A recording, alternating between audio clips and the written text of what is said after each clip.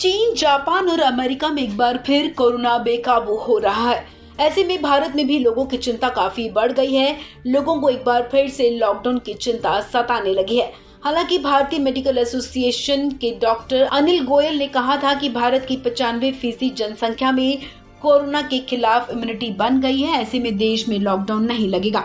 उन्होंने कहा कि चाइनीज लोगों की तुलना में भारतीयों की इम्यूनिटी काफी स्ट्रांग है। डॉक्टर अनिल गोयल ने कहा कि भारत को जरूरत है कि वो फिर से कोविड से लड़ने के पुराने फॉर्मूले यानी कि टेस्टिंग, ट्रीटिंग और ट्रेसिंग पर लौट आए। साथ ही उन्होंने ये भी कहा कि भारत में लॉकडाउन की जरूरत नहीं पड़ेगी। बावजूद इसके उन्होंने लोगों से इस मामले के प्रति सतर्क रहने की अपील की है और कोरोना गाइडलाइंस को फॉलो करने को भी कहा है। आइए हम आपको बता दें कोरोना के नए वेरिएंट BF.7 से बचने के लिए किन बातों का ध्यान रखना जरूरी है। हेल्थ एक्सपर्ट्स का मानना है कि कोरोना के खतरे से बचने के लिए जरूरी है कि आप हाइजीन का खास ख्याल रखें। समय समय पर अपने हाथों को पानी और साबुन से धोते रहें। साथ ही सैनिटाइजर का भी इस्तेमाल करें। छींकते या खांसते समय अपने मुंह और नाक को कोहनी या फिर टिश्यू से ढक लें। दरवाजे के हैंडल, नल और फोन स्क्रीन को रोजाना साफ करें क्योंकि इन चीजों को सबसे ज्यादा छुआ जाता है। इसके अलावा घर से बाहर निकलते समय हमेशा मास्क का इस्तेमाल करें। अपने मुंह, नाक को अच्छी तरह से कवर जरूर करें। मास्क पहनने से पहले अपने हाथों को अच्छी तरह से साफ कर लें। इसके अलावा मास्क उतारने के बाद हाथों को दोबारा धोएं। मास्क को रोजाना धोएं। अगर आप डिस्पोजेबल मास्क का इस्तेमाल करते हैं तो उन्हें एक बार से ज्यादा इस्तेमाल ना करें। अपने आसपास साफ सफाई का खास ख्याल रखें। खांसी, बुखार या जुकाम है तो उस व्यक्ति के नजदीक जाने से भी बचें।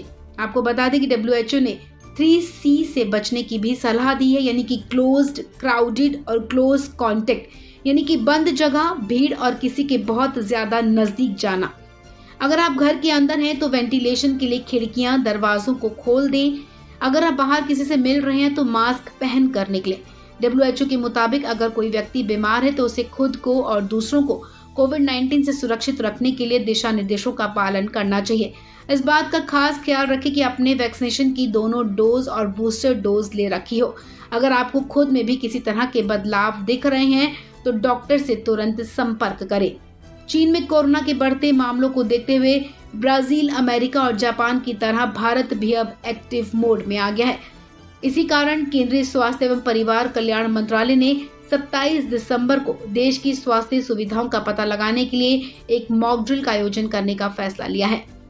इसमें देश के प्रत्येक जिले की स्वास्थ्य सुविधाओं के बारे में जानकारी इकट्ठी की जाएगी। मॉक ड्रिल के दौरान आइसोलेशन, ऑक्सीजन और ICU बेड की क्षमता का आकलन किया जाएगा।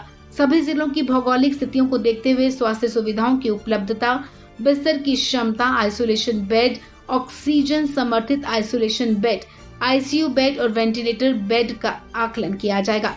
इसके अलावा मानव संसाधनों की उपलब्धता पर भी जोर दिया जाएगा। इसमें डॉक्टर्स, नर्स और पैरामेडिक्स स्टाफ शामिल है। आयुष डॉक्टर, आशा, आंगनवाड़ी कार्यकर्ता आदि अन्य फ्रंट लाइन कार्यकर्ताओं पर भी फोकस रखा जाएगा। इस खबर में फिलहाल इतना ही।